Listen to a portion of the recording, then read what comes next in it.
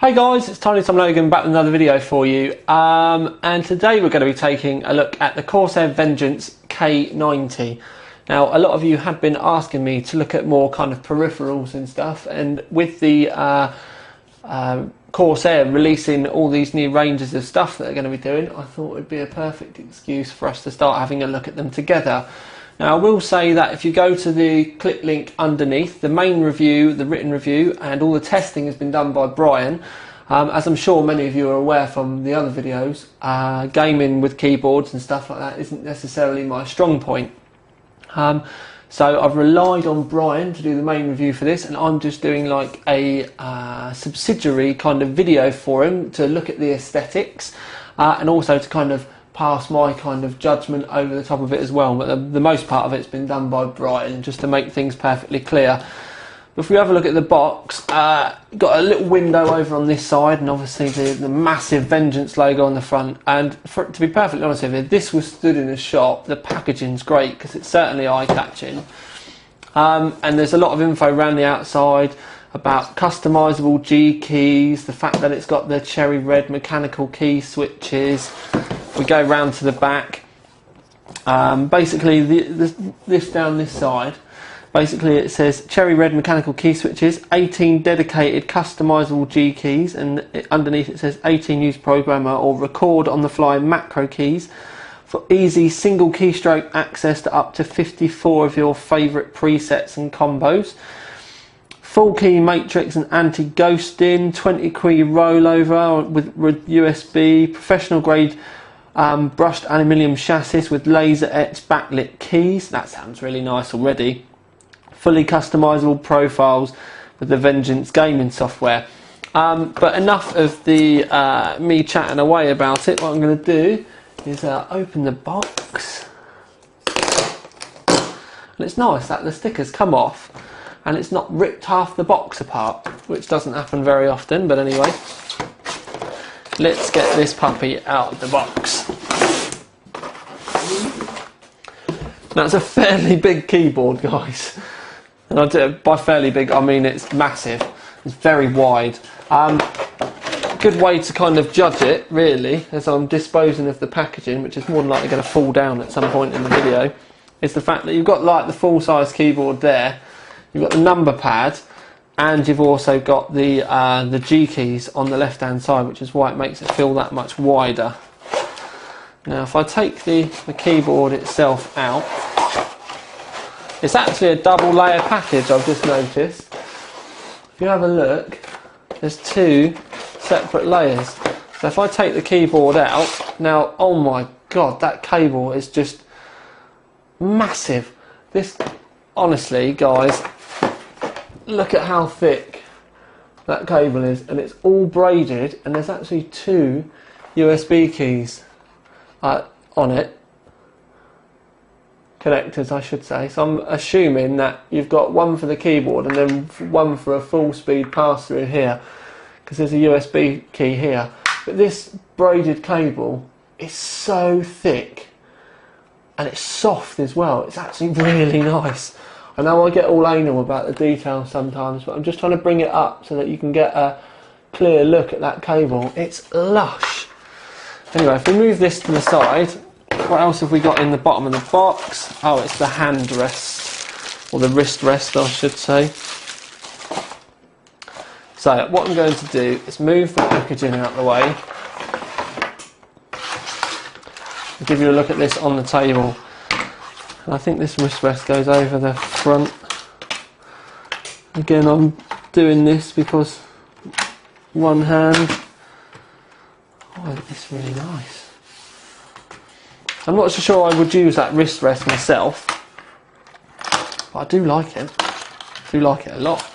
Anyway, this silver part, I'm going to actually zoom you in a bit. This silver part is brushed aluminium.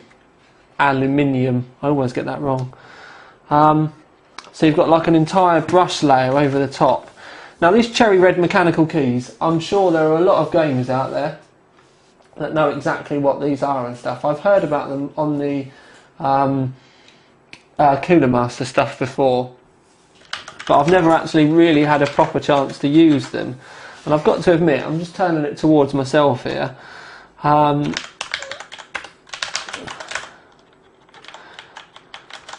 They do feel really nice. It's a really slick mechanical key. It's quite a loud typer.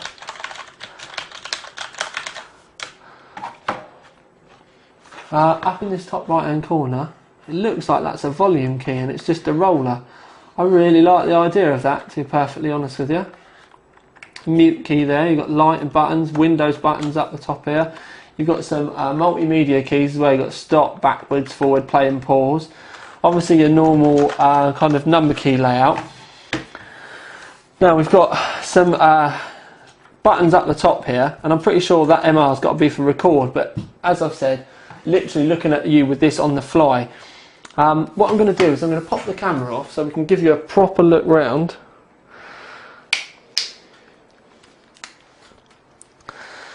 Proper old school TTL video where we get the old camera right down low so that you can have a look. But it all does look very much the part. The laser etched backlit keys do look lovely. Obviously we've not seen them lit up yet. There we go, it's focused. But we will do. You can see the brush quite nicely there as well. It's all like that. It does look quite nice and does catch the light.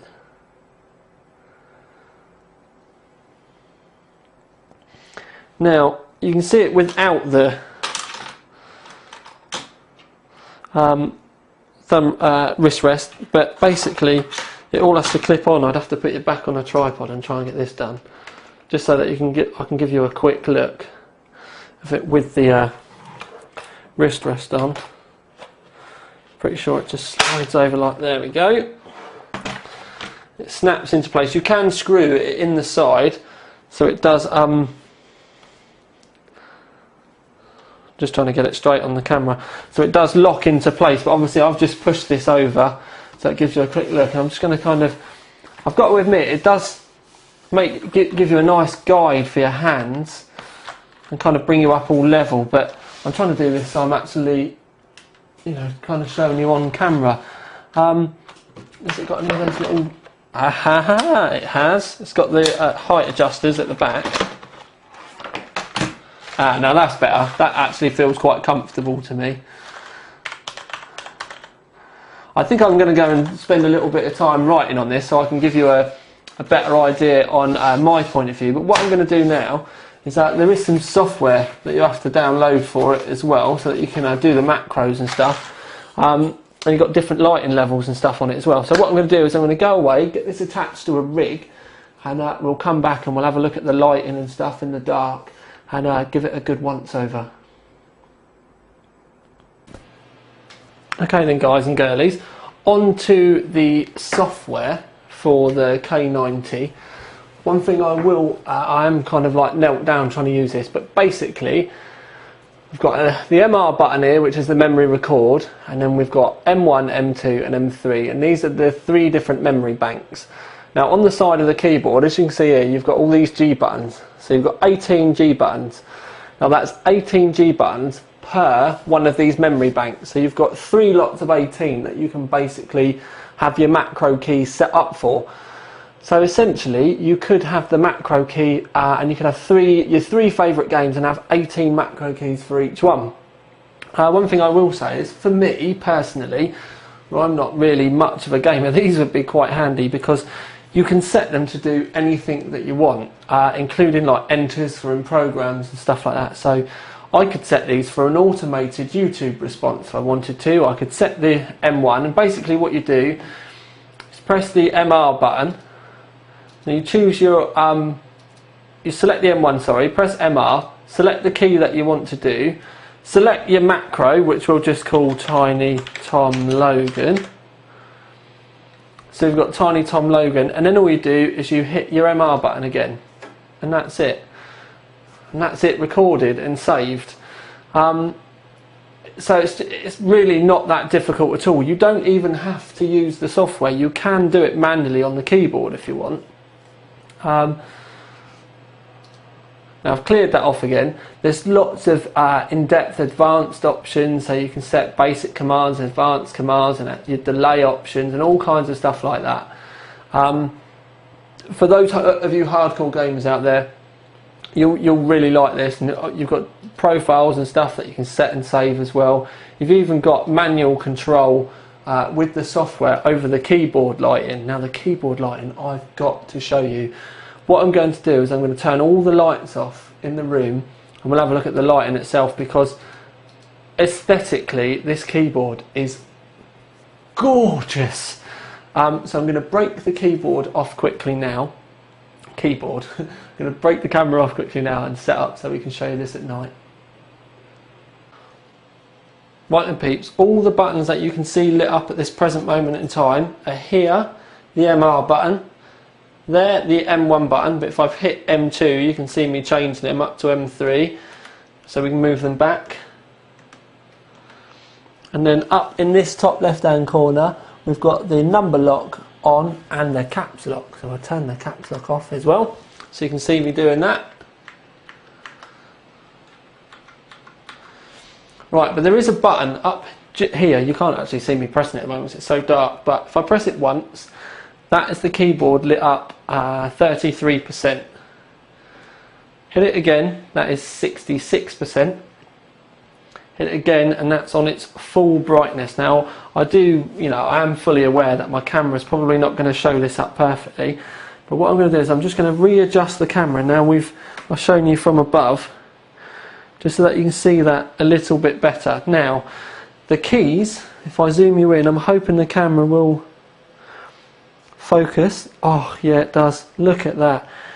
Honestly guys, this looks amazing, because the letters are like they said, laser etched, and you've got the backlight for the keys, but it also backlights onto the brushed aluminium of the board as well. If I scroll over there, honestly this thing looks amazing. I'm flabbergasted with this, how much I like it. Really is nice. What I'm just going to do though is just turn the lights on quickly, so we've got a bit of background light. There we go, so you can actually see it with some light as well, so that you can see it. There we go. I'll zoom out a little bit. There we go. Really does look the part, really does. One thing I will say is that when reading up about this, I said about the long stroke for the keys, and the fact that it seemed like it was a long way down to press the buttons, and instinctively you feel like you have to press the buttons right the way down, but it's actually only a 2mm activation, so you can near enough just brush over the top of the keys and it works.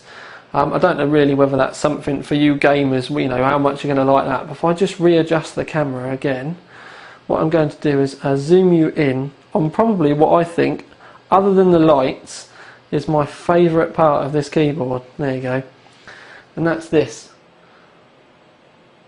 That is your volume control button. It's just a simple scroll wheel.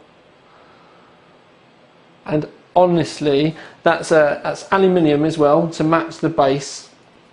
And it is so slick to use, it's unreal. None of this kind of smacking buttons, do you know what I mean, to go up and down on your key. I mean, I normally have my windows turned right up anyway. But for those of you that are going to use this to turn your volume up and down on your rig, you are going to love it. This will become something that you can't live without, or at least it would be something that I couldn't live without. So if I just zoom out again briefly, remove the camera. I know I'm moving the camera a lot, but I'm just trying to get it so that you can see. There we go.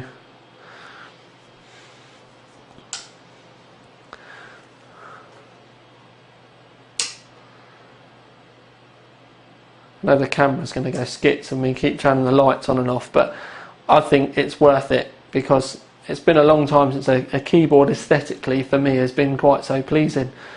But what I'm going to do now is we're going to break on, give you a conclusion, and yeah, we'll go from there. So yeah, let's get the camera redone and moved again, and do the conclusion.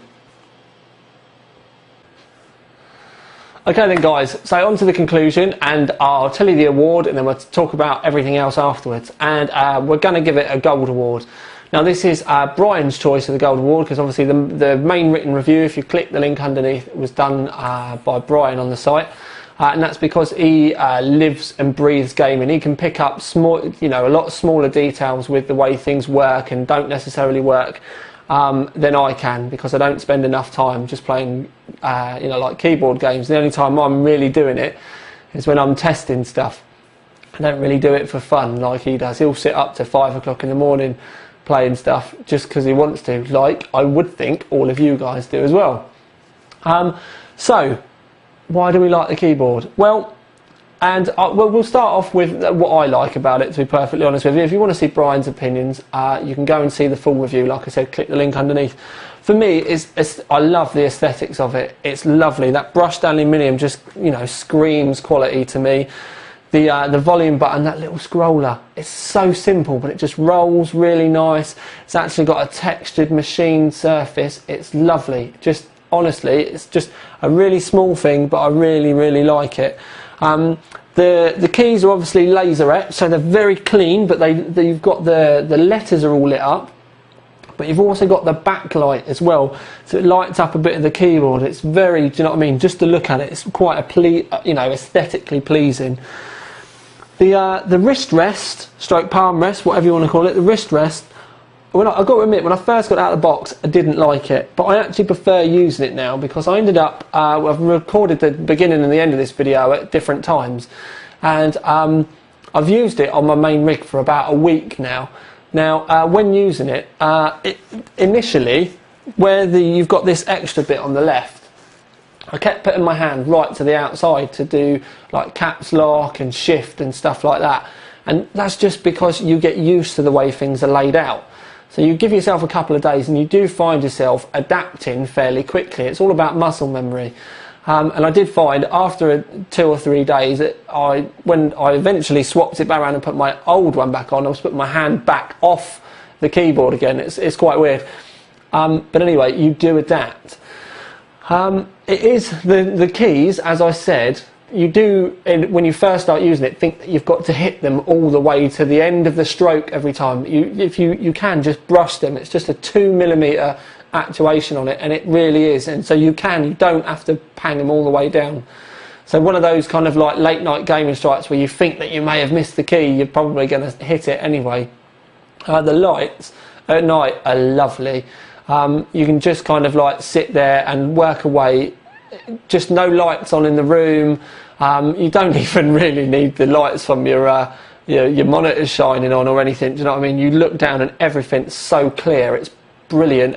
But the good thing is that if you're watching a film or something, you may not want your keyboard lit up or something like that. It's just so simple just to be able to turn it off again. But I've got to admit, I normally leave them on max because they look lovely.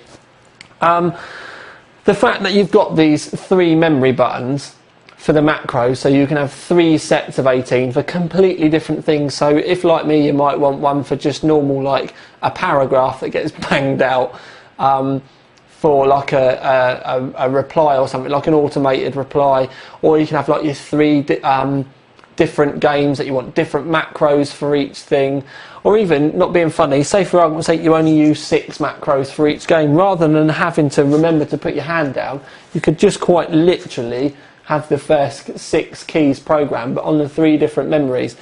And it is the software is pretty intuitive once you get used to, hitting the memory, setting the G key that you want to use, hitting the memory button, doing your macro, and then hitting the memory button again. It's dead simple, really is dead simple. So I think, considering this is the top end of the first lot of keyboards that Corsair have brought to the market, yeah, the price, a lot of people are going to think £110 is going to make their eyes water, but like I said, it's built like a tank. The aesthetics on it are lovely. It honestly does look like it would last you for a lifetime. Even down just to the massively thick braided cable, looks like it's been ripped straight out of a tank or something, because it's just so burly, it's unreal. I think Corsair have done an amazing job, and that's why, well, Brian's given it a gold award, but to be perfectly honest with you, I think I would have given it a gold award as well. But we will be covering at a later date the M90, which is the mouse, and we've also got the K60 and the M60, so the lower down keyboard and mouse as well. And we will get around to the headsets as well. So it's just the first kind of batch of this kind of stuff that we're going to be doing. It's not just going to be the Corsair stuff, but obviously, do you know what I mean? These got released. And I thought, right, it's time to start doing these things because everyone in YouTube land has been asking for it. So please don't forget to comment underneath. Let me know your thoughts on not only the video, but your thoughts on the keyboard, more importantly. And also, if this is the first video of mine that you've found, if you like the videos, hit the subscribe button. There's a lot of mental stuff normally going on this channel. And there's a very dedicated bunch of followers as well that if you do ever have any questions, I'm sure they'll be able to help you.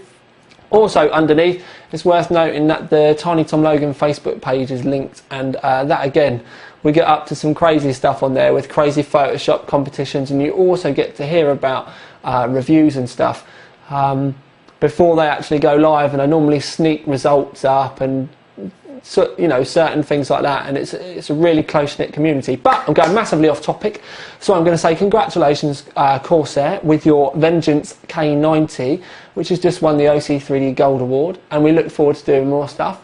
But for now, at least, this is Tiny Tom Logan with another video for you. Out.